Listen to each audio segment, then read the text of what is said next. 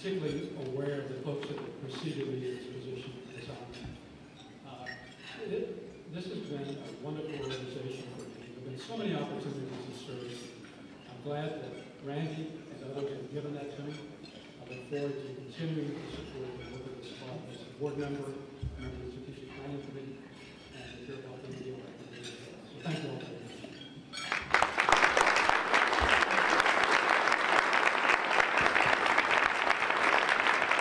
President-elect Kevin, please step forward, sir.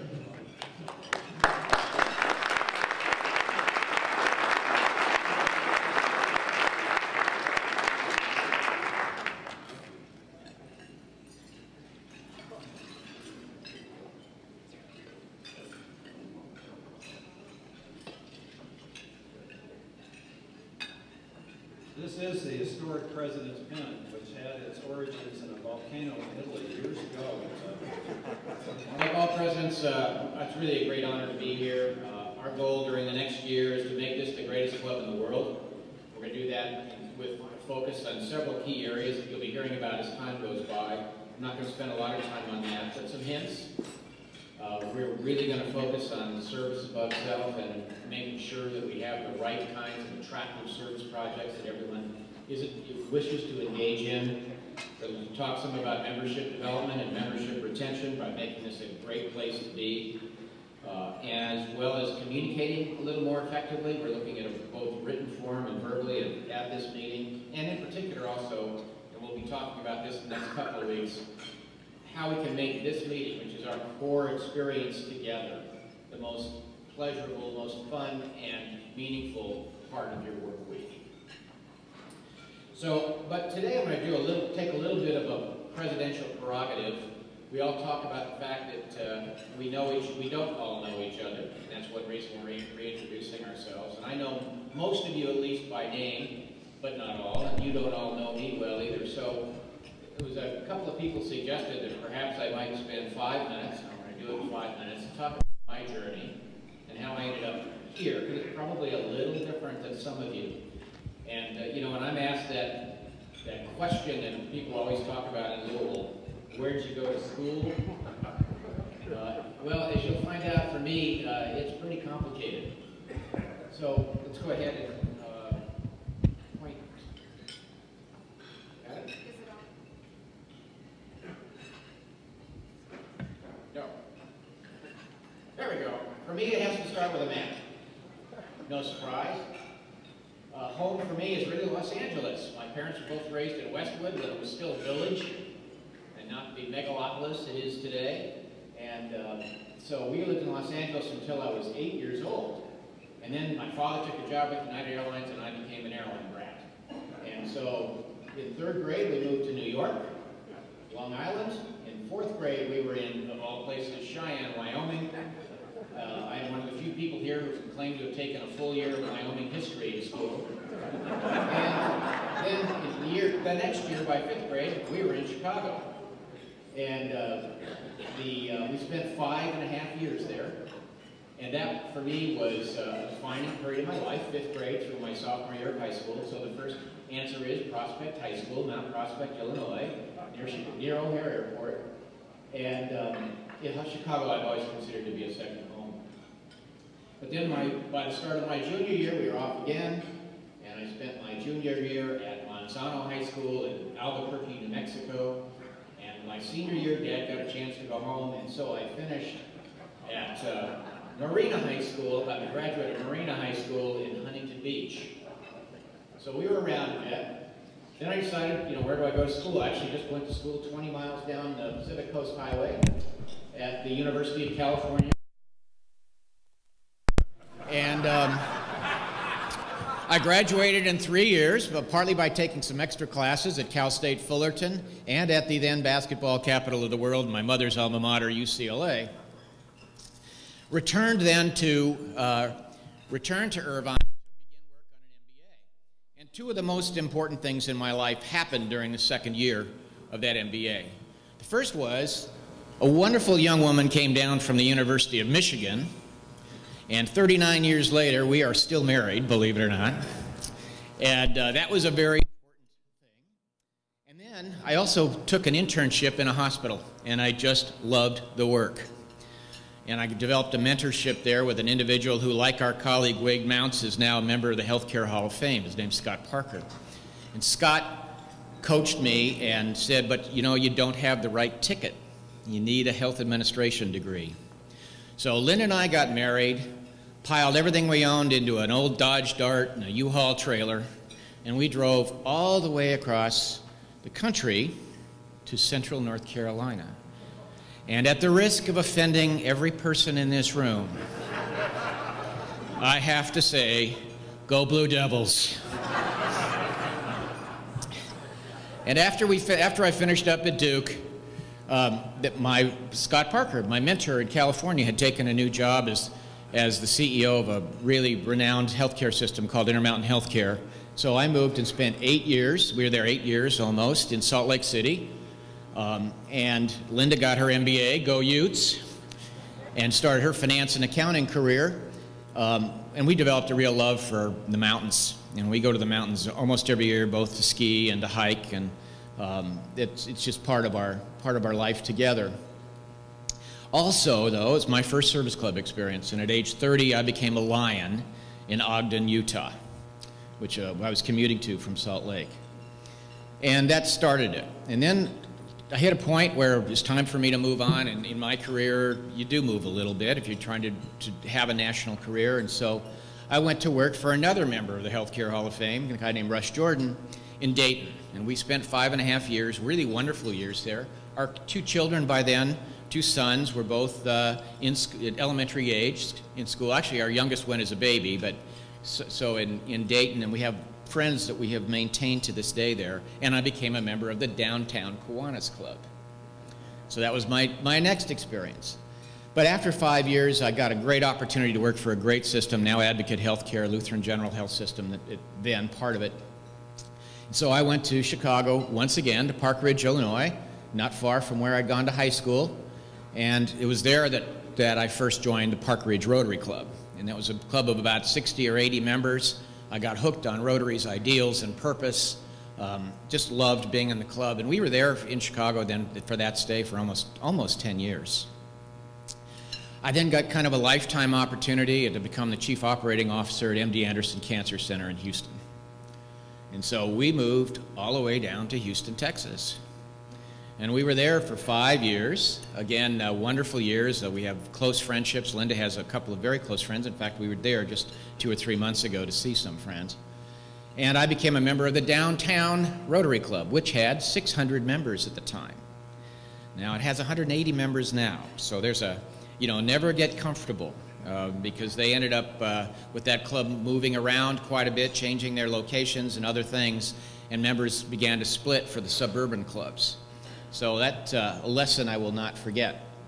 And then when life came along and we decided to get back near our family, by then our children, who considered Chicago home, that's really where they were raised, had both located there, and Linda's family in Michigan. We just wanted to get back to this area, and so I got a chance to work for Norton Healthcare. We've been here 11 years now, and of course really have enjoyed the Downtown Rotary Club. It's part, when you move like this, you know, you learn how to move. You learn how to make connections. And the Rotary Club, or service clubs, for someone who's been around, is a wonderful way to get to know people that are not in your profession. You know, I know everybody in my field in the state, just about. But, you know, I don't meet a lot of otherwise outside, and Rotary Club is just a wonderful part of the moving portfolio when you move and thinking about it. So that's me. You know a little bit more about me. Hope that's helpful. We will move on. I do want to mention on your desks, on your tables, you should have a new member sponsor, a piece of paper, some 3 pieces of paper about new member sponsorships. This is a new program that we're going to get going with. Rotary International is starting. It's a backing for your pin when you sponsor a new member. So take a look at it. You'll be hearing a lot more about membership development in the future. And as Randy said, let me know, there will be no meeting next week. To be perfectly frank with you all, when one has a Thursday afternoon meeting before a Friday holiday in the middle of summer, we had that same experience last year, and there wasn't really, you know, the attendance was a little down. So we just decided this year not to hold that meeting. Guest speaker will be Paul Moore, Principal and Civil Engineer of Nelson Nygaard. His topic will be Move Louisville, the strategic multi-model transportation plan for the greater Louisville area. And the meeting will be across the street in the Galt House West in the Archibald Room. For 2014-15 Rotary year is a wellness and living a healthy lifestyle. So to kick that off, today we have Dr. Louis Heiser, who is an authority on these topics. I believe Louis has also spoken to the club before. Louis is a product of the Louisville public school system, having graduated from Pleasure Ridge Park High School, and then went on to attend the University of Florida on a pole vaulting scholarship. Louis got his medical degrees from the University of Louisville and Harvard Medical Schools. He remained in Louisville and rose to the role of Chief of Surgery at Norton Healthcare, where he now serves on their board of directors. In 2003, Louis decided to take a little change in his course and decided to focus on wellness, nutrition, and living a healthy lifestyle. And he started Heiser Health, a facility dedicated to his new mission. I can tell you as a member for the last 18 months of Heiser Health that it really has made a difference in my life. To keep my remarks short, I'd like to say that Louis's family, his wife is with us today, Peggy Heiser, if you stand.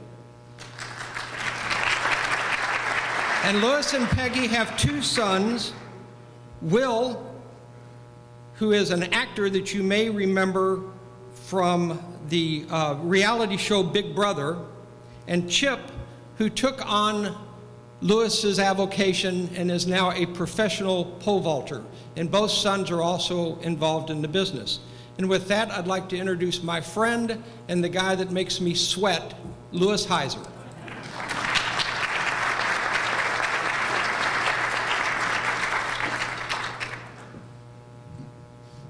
Well, thank you, John. he really went easy on me. He's the only person I know that has a degree in trash talking. Does really well. That picture kind of scares me. Now you know what Harry Potter's going to look like when he's 64 years old. Kevin was highly recruited from MD Anderson by Norton, and he came here and embraced this city as his own. And he's been heavily involved socially, morally, politically, every way you can be in this community, and I'm really proud to be his friend. And I'm happy that he is the president of Downtown Rotary, because you are the movers and shakers in this city. So the topic is wellness. Let me make a few preliminary comments. Over the past 30 years, just some subtle changes that have occurred.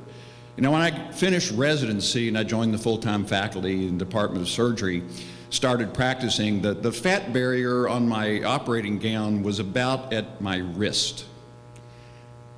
But by 1990, the fat barrier was up to my elbow. And now, today, the fat barrier goes up to your shoulder. What's that tell you? We are bigger than we've ever been before. Not this group. This is some of the healthiest people I've ever seen, but the average American is not very well. Then I noticed that we had to get bigger operating room tables. They weren't big enough, and the stretchers weren't big enough, and the wheelchairs weren't big enough. Then I noticed, well, my breast cancer patients were dying, but they weren't dying of breast cancer. They were dying of heart disease, diabetes, hypertension, stroke, all preventable diseases. And all those diseases, the primary treatment is nutrition and exercise. But I went to school for 27 years to learn to treat illness, to treat sickness. There was never any emphasis on the prevention of those diseases to begin with. And again, primary prevention for all those diseases is what you eat and how you take care of yourself and how much you exercise. So to kick off the wellness talk, if you're not exercising, you're not well. And 90% of Americans, over 90%, are not well, have at least one chronic disease or at least one prescription medication. And as a nation, we're 30 pounds heavier than we were 30 years ago. Who remembers Mean Joe Green? He was the first NFL player to weigh 300 pounds. Today, we have middle school football players that weigh 300 pounds. Who knows the life expectancy of an interior lineman in the NFL? 45. If they don't lose it, they all die of heart attacks and strokes. So that's the dilemma that we're in with. This organization has some real health advocates, some real champions. I know Henry Heiser's in the room. He is a proponent of exercise and nutrition, lives that life, and I'm really proud he has the same last name as I do. We actually have a grandmother. It goes back to the year 900 AD in Germany. So we're the fattest nation in the world. You know all these statistics. I mean, I was here 10 years ago with Dave Allen, and we presented the childhood obesity situation. And I'm happy to say, well, I'm not happy to say. I was going to say because it's much better. It's not. The kids are worse than ever. In the year 2000, we would walk into an elementary school, and there, in the first grade class, there'd be one little boy who was a little chubby. And then by the year 2005, that class, the next little boy was not just chubby, he was morbidly obese. And now today, when we look at those classrooms, 10 to 20% of those kids are morbidly obese. Their BMIs are greater than 40. So the problem is getting worse. I know you work really closely with the World Health Organization in trying to eliminate polio and malaria, and we're doing a really good job. of that. We need to be that proactive with our city and our city's health.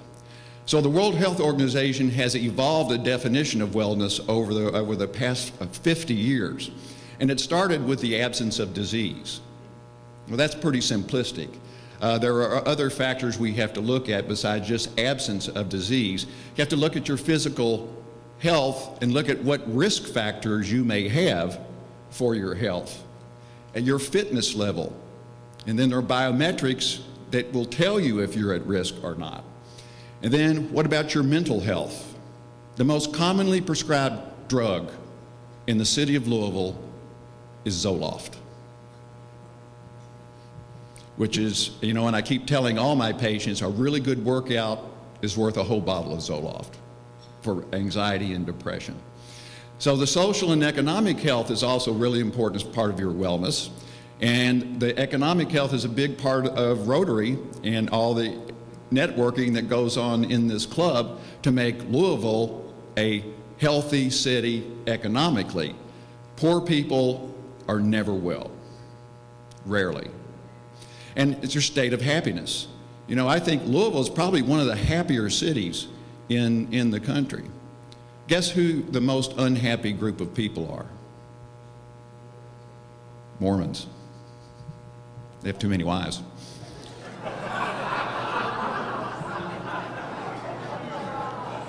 I want you to love, but love one person, just one. It's very stressful. So let's simplify it. I want to know what you look like on the outside, what your biometrics are, but I also want to know what you look like on the inside. I want to see inside your arteries, into your brain, into your heart, into your kidneys, and see what you look like on the inside, and then measure your level of stress.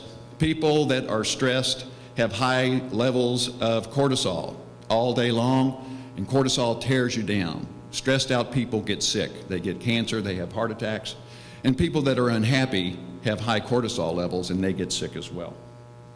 So let's walk through what I would like to do for all of you, and is to start, how well are you?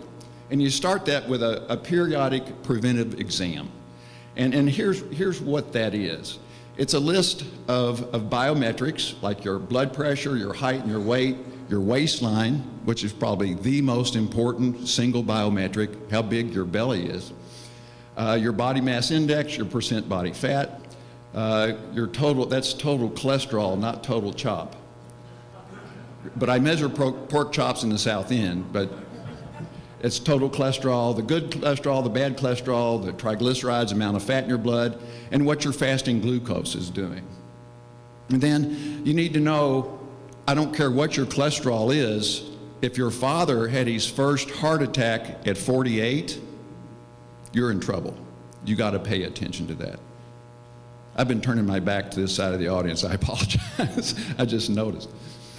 And I noticed Kevin does a really good job of making eye contact at everybody in the room. I think he looked at every one of you while he was speaking. So I've been seeing multiple corporations in town over the past years, and I can tell you, you know, the mayor, we came out in that ranking of health of our 15 comparable cities around the country, and we were at the bottom. We were 14. We were only 1/100th of 1% away from being last anyway. And I can tell you, we can jump from number 14 to number 4 if we just get rid of the sugar in cigarettes in the city of Louisville. Take the sugar out of the schools. Don't let the kids have all that sugar. And don't teach your babies to smoke cigarettes. I mean, how easy would that be? Go for the low-lying fruit first. I can't get everybody into the gym. I mean, it's too easy to write a prescription to get your blood sugar down or your blood pressure. It's hard to get people into the gym as a primary treatment. My pharmacy is actually a gym, and that's what I use. So diabetes and heart disease are rampant. There's an epidemic of adult diabetes in our children. I don't know how we're going to afford them. By the year 2018, 1 in 3 children that were born in the year 2000 will be diabetic. So it's 1/3 of the population is going to be diabetic. We're not going to be able to afford that. We lead sedentary lifestyles, and again, I can't believe the number of antidepressants that are prescribed throughout the town. So, nutrition, I was really happy to see the menu here today. I was impressed. We had some really healthy choices on the menu, and for the Galt House, that is a major improvement. So I was really happy to see that. I could actually eat lunch here today. It was really good. So nutrition is really important. Is my wife glaring at me? She never knows what I'm going to say. So agribusiness has really changed the food that we eat. Agribusiness is a huge business, and they love commodities. They love soybeans and wheat and corn. They love things that you can make 1,000 different products out of. So you can take wheat and make 100,000 different products. You can build a car out of soybeans. You can make gasoline out of soybeans. And that's what agribusiness wants us to eat. So we don't even eat real food anymore. I was happy to see today we had whole food. We had real food. There's nothing in a box. And then they've developed these toxic poisons we put into food, and the two worst are hydrogenated oils that we cook with and high fructose corn syrup. Look for those ingredients on everything you buy. If that ingredient is on the package, put it back. You don't want that in your body. And when we have more time someday, I'll go through why you don't want to be eating those things. So this is what you want. The more plants, the better. The more organic, the more pastured your food is, the better. Getting back to basics. It should come from the ground. It should not be an artificial, processed, man-made food. None of that is good for us. So that takes fast food out of the menu right away.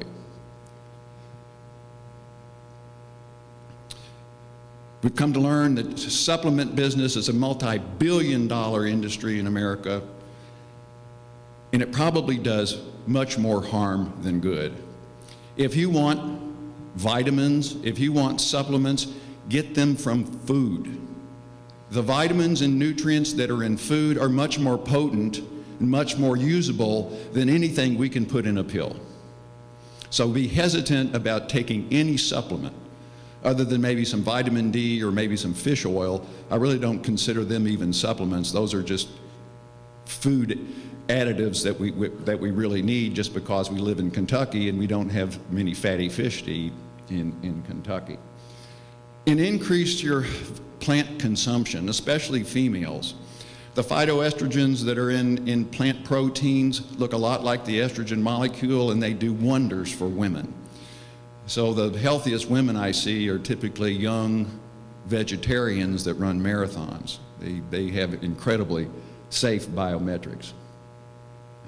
And then when you see a list of ingredients on the package that runs the entire page, put it back.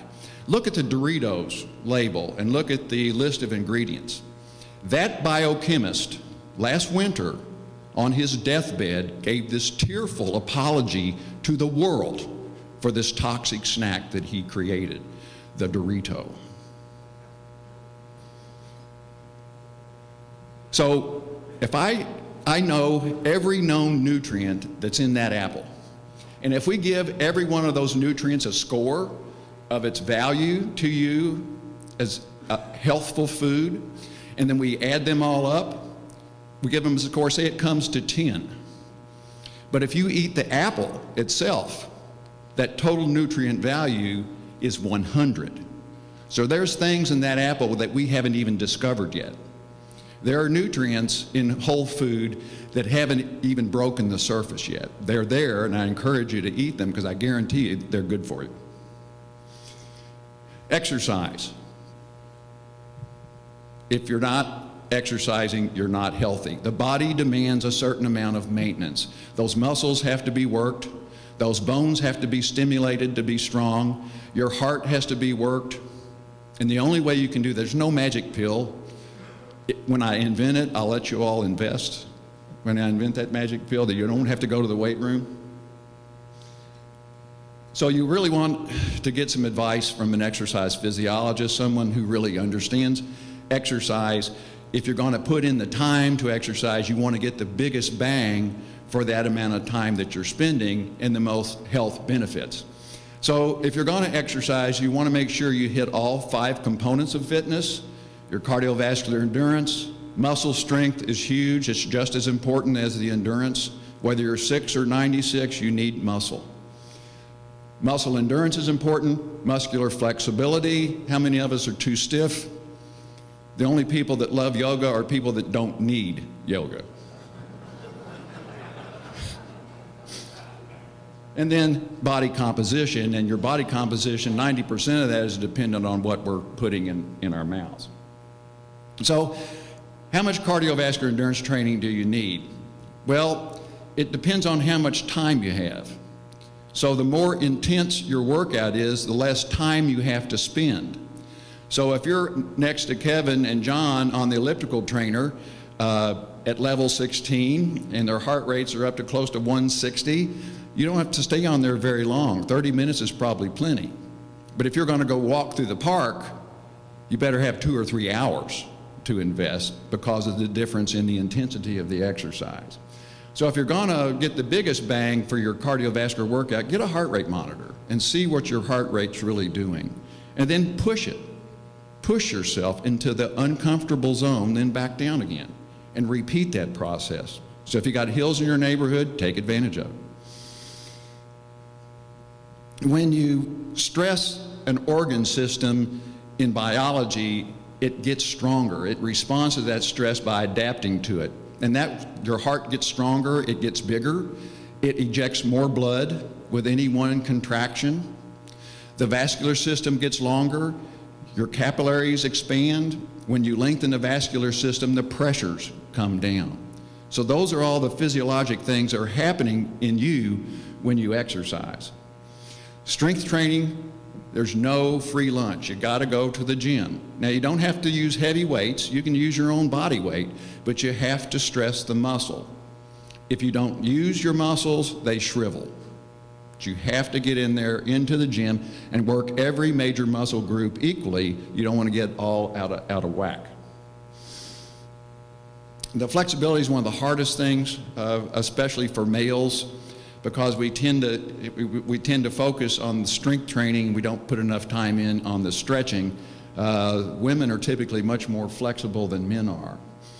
And then there's ways to measure all these different functions. So if you want to measure your strength, we'll see how many push-ups you can do. If we're going to measure your muscular endurance, we'll see how many sit-ups you can do. If we want to measure your cardiovascular resistance, we'll put you on a treadmill and do a stress test and see how high you can go, how much elevation you can go, and how high we can get your heart rate up to measure your cardiovascular endurance.